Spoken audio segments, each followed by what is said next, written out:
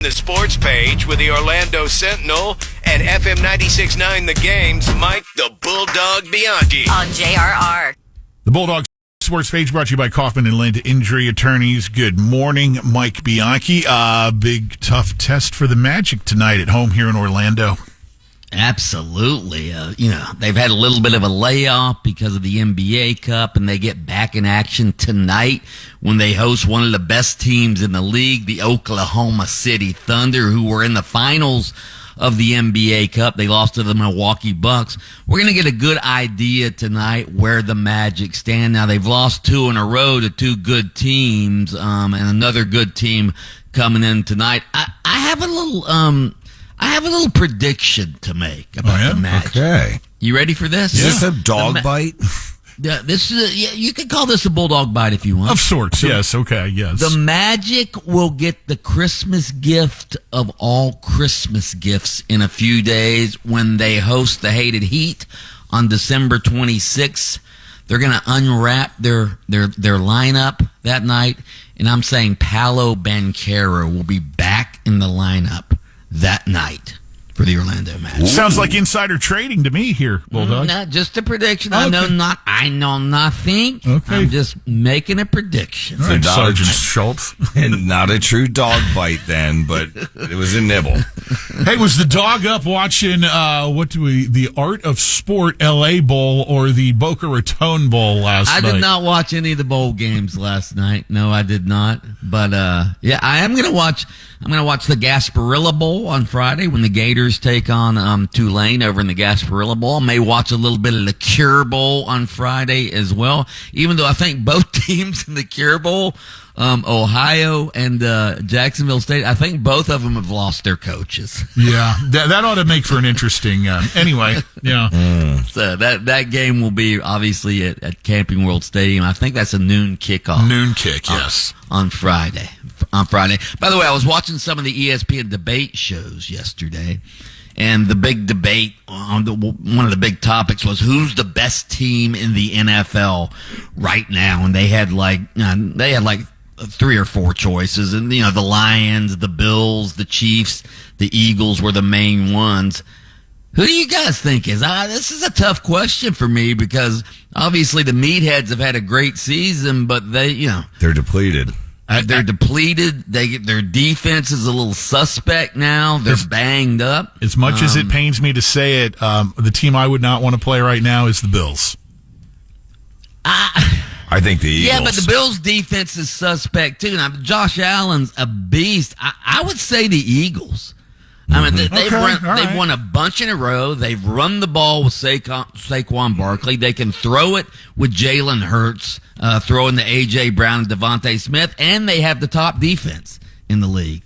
So I would go with the Eagles. That was my pick. That's a fair argument. Yeah. So anyway, not big news in college football. The NCAA has lost another lawsuit. This could have ramifications, though. I don't know if you guys saw this. A judge in Tennessee granted an injunction Wednesday that allows Vanderbilt quarterback Diego Pavia to pursue another year of eligibility. He sued the NCAA back in November, claiming that the NCAA's rule that counts a player's time in junior college toward his overall years of NCAA eligibility is a violation of antitrust laws.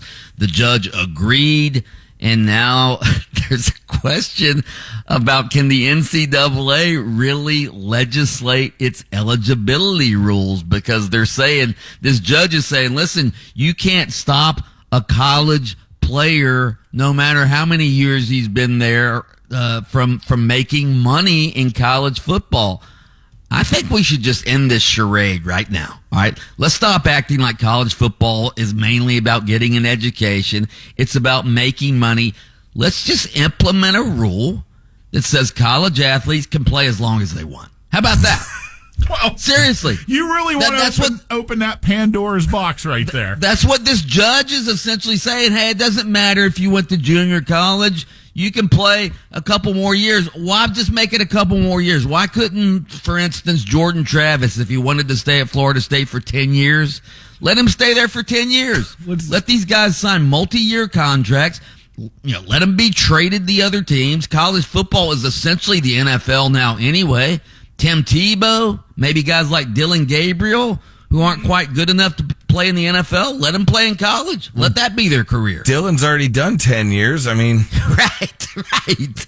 Why then even call it college football? Let's go a step further and just call it the semi-pro league. Isn't that what it is? Yeah. I mean, if you really want to drill down like that, yes. Yeah. Let's go a step further and have dudes play with women. Good Lord. Sorry, can of worms. Speaking of college football, Oklahoma has signed the number one college football transfer in the country. Washington State's quarterback John Mateer has committed to Oklahoma. Again, number one college quarterback in the transfer portal. Poor Washington State. They're nothing more than a developmental minor league for the big boys of college football. Last year, Washington State lost Cam Ward to Miami. Now it's Mateer going to Oklahoma. You want to know why Oklahoma got him? Why? They hired Washington State's offensive coordinator and their quarterbacks coach about 3 weeks ago. So essentially these SEC schools are now hiring coaches from smaller schools just so they can steal their players away as well. So just win, baby. Just win.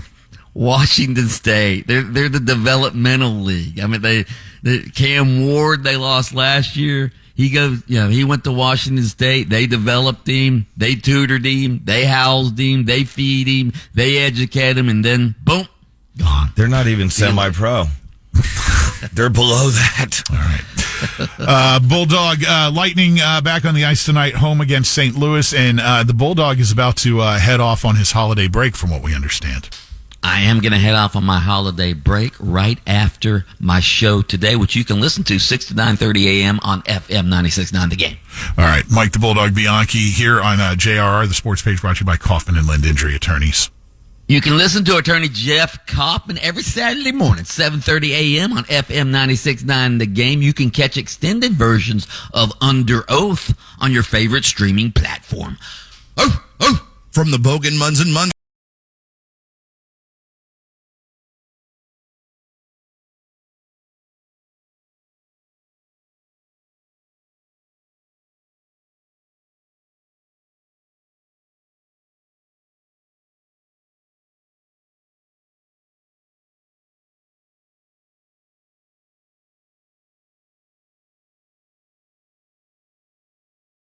WJRR.